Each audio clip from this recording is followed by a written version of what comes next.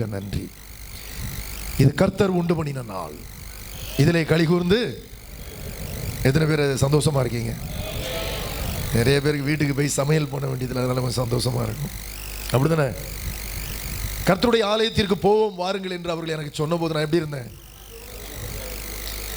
இந்த ECI சபையிலே ஆண்கள் ஐக்கியத்திலே நிற்பதிலே மிகுந்த மகிழ்ச்சி அடைகிறேன். ஏனென்றால் நான் ஒரு ECI சபையிலே வளர்க்கப்பட்டவன். சிறு வயதிலிருந்து சண்டே கிளாஸ் எல்லா ஊழியங்களும் OMSன்றது எத்தனை பேருக்கு தெரியும்? இந்த ECI ஆரம்பத்தில் OMS தெரியுமா? சைதாப்பேட்டையில் இருந்த சபை. அதில் நான் பார்த்துருக்கேன், அந்த கிரில்ல OMSன்னு போட்டிருக்கோம். என்னுடைய சிறு வயதிலே சிறு பிள்ளையாக இருக்கும்போது நான் அந்த சபையிலே சென்றிருக்கிறேன். அநேக ஊழியர்கள் உண்டு. சண்டே கிளாஸில் நடிச்சிருக்கிறேன், பாட்டு பாடியிருக்கேன். எனக்கு இங்கிலீஷ் தெரியாது, நான் இங்கிலீஷில் பாட்டு பாடியிருக்கிறேன். தமிழில் எழுதி கொடுப்பாங்க. என்னுடைய தாயார் ஒரு சின்ன சாட்சி சொல்லிட்டு நான் செய்திக்குள்ளே போகிறேன். தாயார் ஒரு பூசாரியின் மகள். திருநெல்வேலி பகுதியில் ஓரத்தில் இருக்கிற ஒரு பகுதியில் தளவாய்புரம், அந்த ஊரில் என்னுடைய தாயார் ரட்சிக்கப்பட்டிருக்கிறாங்க. வீட்டு பக்கத்திலே சபை. அப்போது எங்கள் அம்மாவை குறித்து நான் கேள்விப்பட்டிருக்கிறேன், நிறைய பார்த்துருக்கிறேன், நேரில் கேள்விப்பட்டிருக்கிறேன். அப்போ என்ன பண்ணுவாங்களாம், ஆலயத்தில் மணி அடிப்பாங்களாம்.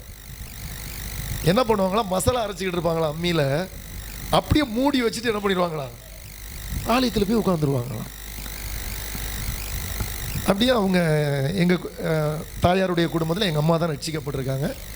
உடனே திருமணத்துக்கு ஆயத்தமான போது என்னுடைய தகப்பனார் பரம்பரை ஒரு 3-4 தலைமுறை கிறிஸ்தவங்க. எங்கள் அப்பா கிறிஸ்தவ குடும்பத்தில் திருமணம் பண்ணி கொடுத்துருக்காங்க. ஏன்னா எனக்கு பார்த்த வரைக்கும் எங்கள் அப்பாவை ஆலயத்தில் பார்த்ததில்லை. பார்த்ததுன்னா என்னுடைய விவரம் தெரிஞ்ச நாள் வரைக்கும். அதுக்கப்புறம் கடைசி நாட்கள் ஆலயத்தில் இருந்தாங்க, கொடுத்தாங்க, வச்சாங்க, நிறைய காரியங்கள் பண்ணாங்க. ஆனால் என்னுடைய தாயார் ஆலய காரியங்கள் அவ்வளோ இதாக இருப்பாங்க. அந்த ECI சபையில் எங்கள் அம்மா இந்த 5வது ஞாயிறு குடும்ப ஞாயிறு எல்லாம் என்ன பண்ணுவாங்க, சாட்சி சொல்லுவாங்க, பாடுவாங்க, எல்லாம் வந்துடுவாங்க. எங்கள் அம்மா அங்கே பாட வருவாங்க, தப்பு தப்பாக பாடுவாங்க. பாடும்போது தப்பு தப்பாக பாடுவாங்க. எங்கள் அண்ணன் பின்னால் உட்காந்துட்டு சொல்லுவாங்க, அந்த சவுத்தை உட்காந்துக்கு தொலைக்க மாட்டேங்குது, இது போய் நம்ம மானத்தை வாங்குது பாரு அப்படின்னு. என்னுடைய சகோதரன். நான் அப்போ அந்த வயசுலலாம் எனக்கு கொஞ்சம் வளர ஆரம்பித்தேன், வாலிப வயசு. நான் ஒரு வாலிப வயதான போது என்ன பண்ணேன்னா, கர்த்தரை விட்டு தூரம் போயிட்டேன். கொஞ்சம் பணம் சம்பாதிக்க ஆரம்பித்தேன். படிக்கும் போதே வியாபாரம் பண்ண ஆரம்பித்தேன். எங்கள் அம்மா அப்போ ஊரில் இருந்தாங்க. அப்போது வியாபாரம் பண்ண ஆரம்பிக்கும் போது நல்ல வருமானம். அப்போவுமே 400-500 ரூபா சம்பாதிக்கிறது. சின்ன வயசில் நான் சொல்கிறேன், ஒரு 45 வருஷத்துக்கு முன்னால் சம்பாதிக்க ஆரம்பித்த உடனே என்ன பண்ணுறதுன்னா, வாலிபலோடு சேர்ந்து எங்கள் அம்மா என்னை கட்டாயப்படுத்தி கூப்பிட்டு போவாங்க. ஊருக்கு போயிட்டாங்க. அப்போ இங்கே சினிமா பார்க்குறது, பசங்களோட சேர்ந்து அலைகிறது, எல்லாம் தீய பழக்க வழக்கங்கள்லாம் நிறையா உண்டு. அப்படி இருக்கும்போது சம்பாதிக்கிறது, இது செலவு பண்ணுறது. அதுக்கப்புறம் கொஞ்ச நாள் போக போக தண்ணி அடிக்கிறது, தம் அடிக்கிறது. எங்கள் அப்பா என்னை பார்த்து சொன்னாங்க, ஒரு நாள் நம்ம குடும்பத்துக்கு அவமானம், வீட்டை விட்டு வெளியே போய் தூக்கு போட்டு சாகுன்ட்டாங்க. இப்படி சொல்லிட்டாங்க. எங்கள் அப்பா முன்னால் மட்டும் நான் என்ன பண்ண மாட்டாங்க, தம் அடிக்க மாட்டேன். மீது எல்லாருக்கும் தம் அடிப்பேன். ஒரு டைம் ஃபுல்லாக அந்த சுண்டை வச்ச கஞ்சி அப்படிமா கோவலத்தில் போய் சாப்பிட்டு அப்படி வாந்தி எடுத்தேன். என்னடா இல்லைப்பா வருதுப்பா அப்படின்னு. ஏன் இதை சொல்ல வர்றேன்னா, ஒரு கிறிஸ்மஸ், ஒரு புனித வெள்ளி, ஈஸ்டர் கூட நான் ஆலயத்துக்கு போகாத அளவுக்கு வாலிப வயதில் தேவனை மறந்து தூரமாக போய்விட்டேன். ஆனால் என்னுடைய சிறு வயதில் என்னுடைய தகப்பனார் ஆலயத்துக்கு போனதை நான் பார்த்ததில்லை, போனது இல்லை, என்னுடைய விபரம் தெரிஞ்சு. ஆனால் என்ன சொல்லுவாங்கன்னா, பைபிள் படி ஒப்புவி அப்படிம்பாங்க. நான் பைபிள் படித்து ஒப்புவிக்கணும். அப்போலாம் டிவியில் இந்த சினிமா போடுவாங்க. ஞாயிற்றுக்கிழமையானா சினிமா. அப்போ இந்த எம்ஜிஆர் படம், இந்த சிவாஜி படம் பார்க்கணுன்னு ஆசையாக இருக்கும். அப்போ எப்பா பார்க்கணும்பா, 25 காசு அப்போ கொடுத்துட்டு பார்க்கணும். பார்க்கும்போது ஏன்னாப்பா நான் போகணும்பா அப்படின்னா, போப்பா பைபிள் வசனம் ஒப்பி வச்சுட்டு போ அப்படின்னு. பைபிள் வசனம் நமக்கு அதுதானே வராது, வசனமே வராத, படிக்க வராது, தப்பு எதையோ சொல்லிட்டு போயிடுறது. ஆனால் உண்மையிலே சொல்கிறேன், பிள்ளையானவன் நடத்த வேண்டிய வழியிலே நடத்து. அவன் முதிர் வயதானாலும் அதை பிள்ளையின் நெஞ்சில் மதியினம் ஒட்டி இருக்கும், தண்டனையின் பிறம்பு அதை. உண்மையில் பண விஷயத்தில் உண்மையாக இருக்கணும்னு எங்கள் அப்பா சொல்லுவாங்க. பண விஷயத்தில் அவ்வளோ உண்மை. ஒரு சின்ன தப்பு பண்ணியிருப்பேன் அந்த வயசுல. வியாபாரம் பண்ணிவிட்டு 200 ரூபா 100 ரூபா 200 ரூபா சம்பாதிச்சுட்டு வருவேன். ஒரு 2 ரூபாய் கணக்கில் மிஸ் பண்ணியிருப்பேன். சொல்கிறேன், எனக்கு ஒரு தெரியலையா என்னன்னு சொல்ல. ஆனால் அசிங்கப்படுத்தும்படியா எல்லாரும் முன்னால் வந்து என்னைய அந்த யோசேப்பு எப்படி ட்ரெஸ்ஸை விட்டுட்டு போனோம் அந்த அளவுக்கு நிற்க வைப்பாங்க, முழங்கால் பொடியிட வைப்பாங்க. இந்த மனுஷன்லாம் ஒரு தண்டவாளத்தில் விழுந்து சாவ மாட்டேங்கிறாரு, இவ்வளோ கொடுமை பண்ணுறாரு அப்படின்னு நான் எங்கள் அப்பாவை குறித்து சொல்ல வேண்டியது. ஆனால் எனக்கு வயது ஆகி என்னை கர்த்தர் ஆசீர்வதிக்கும் போது தான் தெரிஞ்சது, எங்கள் அப்பா என்னை நடத்தினது இன்றைக்கு எனக்கு அது பிரயோஜனமாக இருக்குது. உன் மகனை சிற்சை செய், முதிர் வயதிலே அவன் உனக்கு ஆறுதல் செய்வான். அதே போல் ஊருக்கு போகும்போது ஆலயத்துக்கு போக மாட்டேன். எங்கள் அம்மா ஆலயத்துக்கு வா மக்கா அப்படிம்பாங்க, செல்லம்மா கூப்பிடுவாங்க ஆலயத்துக்கு வா மக்கா. அப்படிங்கும்போது வாங்கம்மா ஆண்டவர் ஆண்டவர்ன்றீங்க. இந்த ஆண்டவர் இவ்வளோ வறுமை, இவ்வளோ வியாதி, நம்ம உறவினர்கள்லாம் எவ்வளோ வசதியாக இருக்கிறாங்க, நம்ம இவ்வளோ கஷ்டப்படுறோம்மா. இல்லை மக்கா, என்னைக்குனாலும் ஆண்டவர் உன்னை உயர்த்துவார். உன் தகப்பன் போதகத்தைக்கே உன் தாயின் போதகத்தை, எப்படி அந்த வசனம் இன்னைக்கு சொல்றீங்களா உங்க பிள்ளைங்களுக்கு? தாய்மார்கள் தகப்பன் புத்தியை கேள், தாயின் போதகத்தை எத்தனை பேர் போதிக்கிறீங்க பிள்ளைகளுக்கு? எங்கள் அப்பா என்னை எவ்வளோ படிக்க சொன்னாங்க, ஆனால் எனக்கு படிக்கிறதுக்கு போக முடியல, வியாபாரம் பண்ண ஆரம்பிச்சு. எங்கள் அம்மா சொன்னாங்க, உன்னை கர்த்தர் உயர்த்துவார் மக்கா, கவலைப்படாத.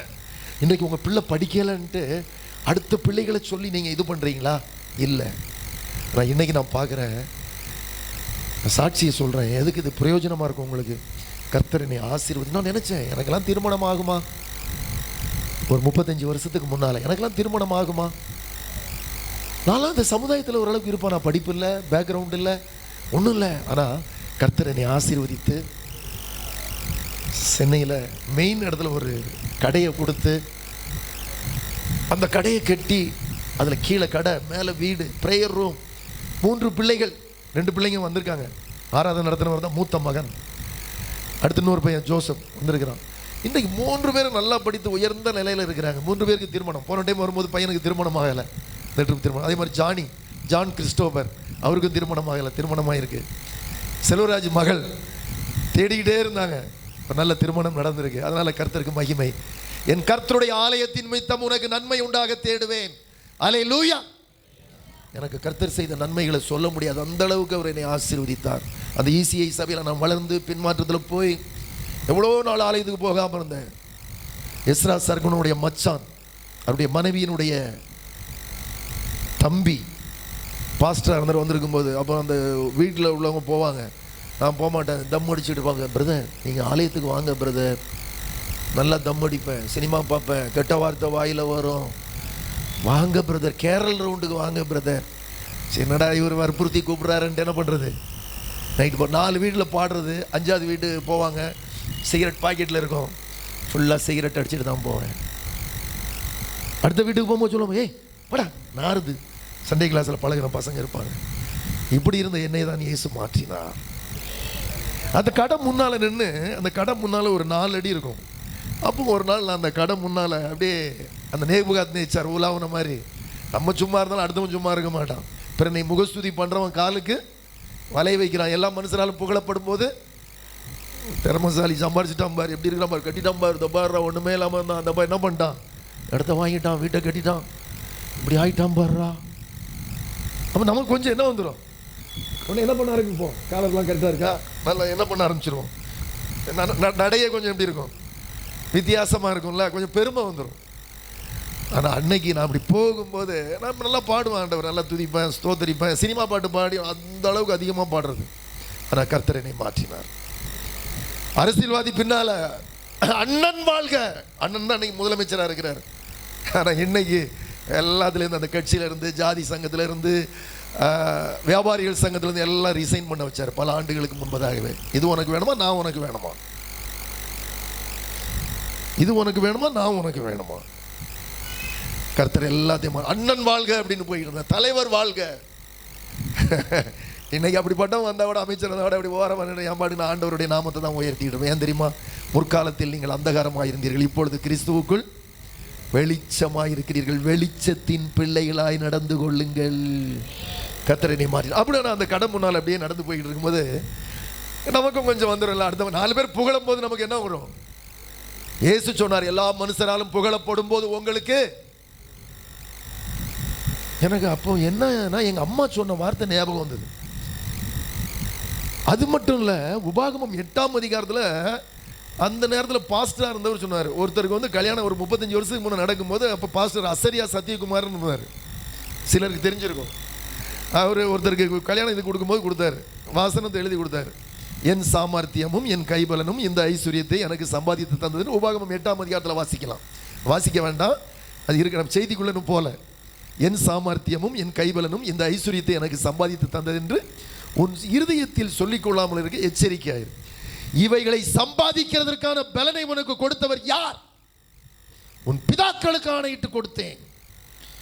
அந்த வார்த்தை நான் படிக்கல பைபிள் அந்த நேரத்தில் எனக்கு ஆண்டவர் அப்படியே பேசுறாரு. அந்த கடவுள் இருக்கும்போது அப்படியே பேசுறாரு.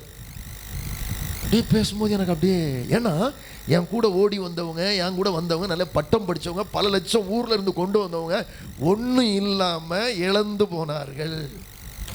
என் கையின் பிரயாசத்தை கர்த்தர் ஆசீர்வதிச்சார். வட்டிக்கு நான் சொல்கிறேன், வியாபாரிகள் ஒரு சிலர்லாம் இருப்பீங்க, நான் சொல்கிறேன், வட்டிக்கு தண்டலுக்கு வாங்கிட்டு இருந்தேன். ஒரு டைம் ஆண்டவர் சொன்னார், கேட்டான் வந்து அந்த தண்டல் கொடுக்குறவன், அப்போ கொடுப்பா அப்படின்னு, முடிஞ்சிச்சுலாம் எப்போ என்னாச்சு வாங்கிக்கிறீங்க அப்படின்னா, கொடுப்பா அப்படின்னு. அப்போ சொன்னால் பாதி இப்போ வாங்கிக்கிங்க, பாதி அப்புறம் வாங்கி, கொடுத்தா மொத்தமாக கூடிய என்ன பாதி இப்போ பாதி அப்போன்ற, நம்ம அதில் கூட ஒரு என்ன கௌரவம் உண்டு. எப்படி கொடு? மொத்தமாக கொடு. அப்போ அந்த ரோட்டை இப்படி தான் கடந்து போகிறான். இந்த சைடில் கடை இருக்குன்னா அந்த சைடு ரோட்டை கடந்து போகிறான். ஆண்டவர் பேசுகிறேன், நீ வாங்கிட்டே இருப்பியா? நீயோ கடன் வாங்காமல் கடன் கொடுப்பா என்று சொன்னி. என்ன ஆண்டவர் இப்படி சொல்கிறாரு? என் வியாபாரத்துக்கு இங்கே ஒரு பிரான்ச் இருக்குது, அங்கே ஒரு பிரான்ச் இருக்குது, குடோன் இருக்குது, பிள்ளைங்க கான்வென்ட்டில் படிக்கிறாங்க, வீட்டு வாடகை, கடையில் வேலை செய்கிறவங்களுக்கு எல்லாம் கொடுக்கணுன்னா ரொட்டேஷன் பண்ணால் தான் என்ன பண்ண முடியும்? பணத்தை போட்டால் தான், மரம் பிளைவுட்லாம் இருந்தால் தான் வந்து ஆர்டரே கொடுத்துட்டு போவான். 1 லட்ச ரூபா 2 லட்ச ரூபாய்க்கு ஆர்டர் கொடுக்குறான்னா சும்மா கொடுத்துருவானா? கடையில் என்ன இருக்கணும்? சரக்கு, அந்த பொருட்கள் இருக்கணும். அப்போ சரி ஆண்டவர் இப்படி சொல்லிட்டாரு அப்படின்ட்டு ஒரு 2 மாதம் ஒன்றுமே பண்ணல, வாங்கலை.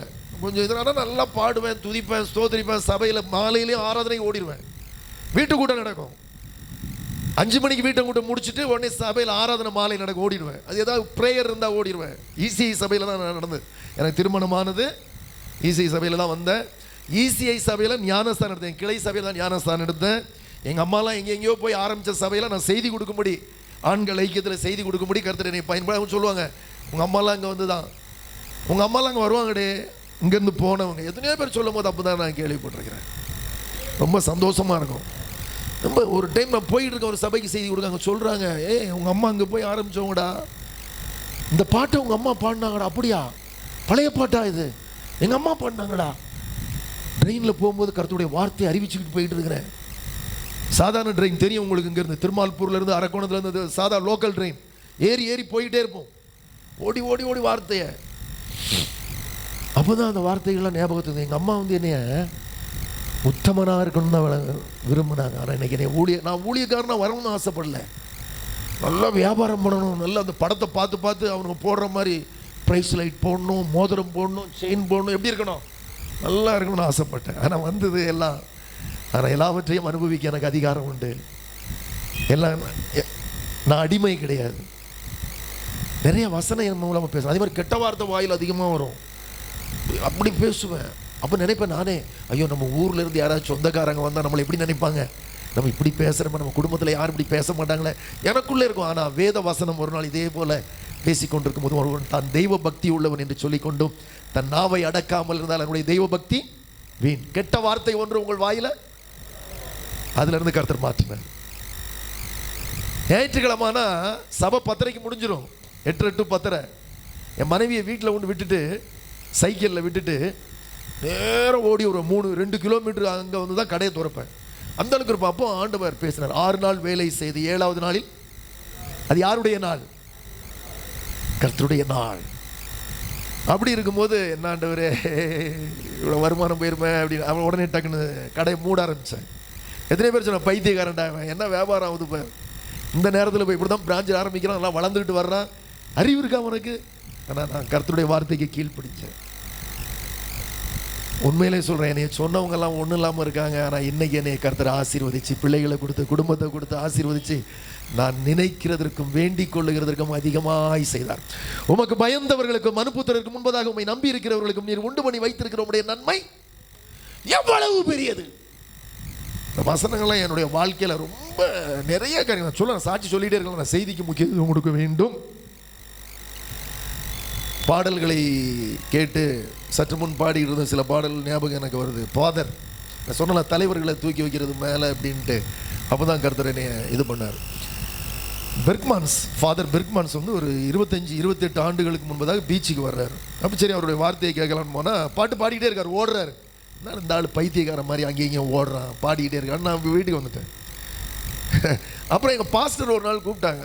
அவருடைய கேசட் வெளியிடுறத பம்மல், சென்னையில் பம்மல் பல்லாவரம் பக்கத்தில் பம்மல் இருக்குது. தரணி ராஜசேகரன் ஆரம்பத்தில் அவர் தான் அவருடைய கேசட்லாம் வெளியிட்டார். ஆர்சி குடும்பம். ஒரு டைம் அந்த குடும்பத்துக்கு கூப்பிட்டுருந்தாங்க. பாஸ்டர் பிரேயருக்கு போயிருந்தாங்க, என்னை கூப்பிட்டுருந்தாங்க. எல்லாம் ஆர்சி ஃபேமிலி, பொட்டு வச்சுருக்காங்க. ஆனால் ஜெபம்னா முழங்கால் அப்படி நிற்கிறாங்க. எனக்கு ரொம்ப ஆச்சரியமாக இருந்தது. நம்ம கூட அப்படி நிற்கிறது இல்லை, நம்ம சகோதரிகளோடு அப்படி நிற்கிறது இல்லையே, இப்படி நிற்கிறாங்களா. அப்போ அவங்க வீட்டில் வந்து நம்ம ஃபாதர் பெர்க்மான்ஸ் வந்து என்ன பண்ணுறாருன்னா திறக்க வந்திருக்கிறார், சபை திறக்க வந்திருக்காரு. இயேசு நம்மோடு சபை. அப்போது பாஸ்டர் கூப்பிட்டு தான் பாஸ்டருக்காக போனேன். இவர் இந்த மனுஷன் வர்றாரு, எங்கே போய் பாஸ்டர் கூப்பிட்டாரு, பாஸ்டர் போகலாம் என்ன பண்ணுவார், வருத்தப்படுவாருன்ட்டு அவருக்காக போனேன். அப்போது உள்ள இடம் கிடையாது, வெளியில் திரையில் ஃபாதர் பாடிட்டு இருக்காரு. போனோன்னு இது பண்ணோம்னா, தம்பி பைத்தியக்காரன் மாதிரி நான் ஆடுறேன் ஓடுறேன்னு பார்க்குறியா, சினிமா பாட்டை பாடிக்கிட்டு இருந்தேன், நான் யார் ரசிகர் தெரியுமா அப்படின்னாரு. பார் வாழ்க்கையே ஆகிப்போச்சு இன்னைக்கு அப்படிமே இப்படிமே. ஆண்டவர் நான் ஸ்டாப் ஐசே, யாரை பாடிக்கொண்டு இருக்கிறாய், நீ என்ன தான் பாடணும், அதனால தான் ஏசப்பாவை பாடுறேன். ஒரு அம்மா சொன்னாங்க, எங்கள் ஊரில் உள்ளவங்க சொந்தக்காரங்க ஐயாவளி, அவங்களாம் ஈஸியில் இயேசுவை ஏற்றுக்கொண்ட மாட்டாங்க. அவங்க ஒரு டைம் போயிருக்கிறாங்க திருநெல்வேலிக்கு, ஃபாதர் மீட்டிங் நடந்திருக்கு. கவலையோட வேதனையோட குடும்ப சூழ்நிலையில் இயேசுவை ஏற்றுக்கொண்டாங்க. அவங்க ஏற்றுக்கொண்டாங்கன்னும் போது எனக்கு ரொம்ப சந்தோஷமாக இருந்தது. எப்படியாயினும் சிலர் ஆதாயப்படுத்தும்படியா எல்லாருக்கும். எனக்கு அன்பானவர்களே, ஒரு வேளை இந்த நேரத்தில் உங்கள் பிள்ளைகளை குறித்து கவலைப்பட்டு கொண்டிருப்பீங்களா? நீங்கள் ஒன்றுக்கும் கவலைப்படாமல் பிள்ளைங்களுக்காக ஸ்தோத்திரம் பண்ணுங்க. உன் பிள்ளைகள் எல்லாம் கர்த்தரால் போதிக்கப்பட்டிருப்பார்கள். உன் பிள்ளைகளுடைய சமாதானம். ஆனால் நீ உன் பிள்ளைகள் வேதத்தை மறக்கக்கூடாது. நீ உன் தேவனுடைய வேதத்தை மறந்தானா உன் பிள்ளைகளை நீங்கள் மறப்பீங்களா? மறக்கக்கூடாது. சரியா? நல்லா ஸ்தோத்திரம் பண்ணுங்க, ஜெபம் பண்ணுங்க. இன்னைக்கு எங்களை ஊரில் சொந்தக்காரங்க உங்கள் வாழ்வை பார்க்குறதுக்கு உங்கள் அம்மா இல்லையே அப்படிம்பாங்க. உங்கள் வாழ்வு நீங்கள் இவ்வளோக்குள்ளே இப்படி இருக்கிறீங்களே, இன்றைக்கி எப்படி இருக்கிறீங்க? எங்கள் சொந்தக்காரங்க 74 வயசு ஐயா, நீ உன் வீட்டை வந்து பார்க்கணுயா, நல்லா வீடு கட்டி இருக்கிறேன்னு சொன்னாங்க. தனிமையானவர்களுக்கு தேவன் வீடு வாசலை ஏற்படுத்தி கட்டுண்டவர்களை உண்மையிலே தேவனுடைய வீடு கட்டப்படுகிறதுக்கு நீங்கள் செயல்படுவீர்கள் என்று சொன்னால் உங்களுடைய வீடு கட்டப்படும். இன்றைக்கு சொல்கிறேன், கர்த்தருடைய காரியங்கள் அசதியாக இருக்கக்கூடாது. நல்லா காணிக்க கொடுப்பேன், சபையில் கவரில் போடுவேன். அங்கே வந்து ஒரு சிலர் சொல்லுவாங்க, வர்றா எவ்வளோ கொடுக்குறான் பாடுறா. அர்ப்பனுக்கு வாழ்வு வந்து அர்த்த ராத்திரியில் சபைக்கு கொடுக்கறத சொல்ல ஆரம்பித்தாங்க. அதே ஈஸியை சபைக்கு தான் சைதாப்பேட்டையில். அதனால் நீங்கள் கொடுக்கறதுல ஒரு நாள் வெட்கப்படாதுங்க, நல்லா தாராளமாய் கொடுங்க. வாரி இறைத்து விருத்தி அடைவார் உண்டு, அதிகமாய் பிசினித்தனம் பண்ணி வாரி இறைத்தான், ஏழைகளுக்கு கொடுத்தான், அவருடைய நீதி என்றென்றைக்கும் நிற்கும். என் கர்த்தருடைய ஆலயத்தில் நாட்டப்பட்டவர்கள் என் தேவனுடைய பிரகாரங்களில் செழித்து இருக்கணும். அதுக்கு தான் நீ நாட்டப்படுற. வசனம் செய்தி கொடுக்கும்போது வசனங்கள் நிறைய பேசுகிறேன். இது சாட்சிக்காக சொல்கிறேன். இன்னைக்கு நான் இருக்கிறேன்னா என் சாமர்த்தியம் என் கை பலனில் இல்லை. இன்னைக்கு நான் கர்த்தரை ஊழியம் செய்கிறதுக்கு சந்தோஷப்படுறேன். நான் ஊழியக்காரனாக ஒன்று விரும்பலை. என்னுடைய கடையை பார்த்தாலே தெரியும். பையன் சொல்லுவான், என்னப்பா இப்படி கட்டியிருக்கீங்க இப்படி கட்டியிருக்கீங்கன்னு. கடனால இப்படி இல்லையே, வியாபார நோக்கில் கட்டினப்பா, மணி மைண்ட் பிஸ்னஸ் மைண்டில் தான் கட்டினப்பா. நான் வியாபாரம் பண்ணணும்னு ஊழியம் பண்ணணும். ஆனால் இன்றைக்கு கர்த்தருடைய கிருபையினால் 18 ஆண்டுகளாக முழு நேர ஊழியம் செய்ய கர்த்தர் பிரித்தெடுத்தார். கர்த்தருடைய நாமத்துக்கு மகிமை. செய்திக்கு நேராக போவோமா? தேவனை நோக்கி பார்ப்போமா? அவர்கள் அவரை நோக்கி பார்த்து பிரகாசம் அடைந்தார்கள். அவருடைய முகங்கள் வெட்கப்பட்டு போகவில்லை. உலகத்தில் வந்து எந்த மனுஷனையும் பிரகாசிப்பிக்கிற மெய்யான ஒளி பரிசுத்தமுள்ள தேவனே, எந்த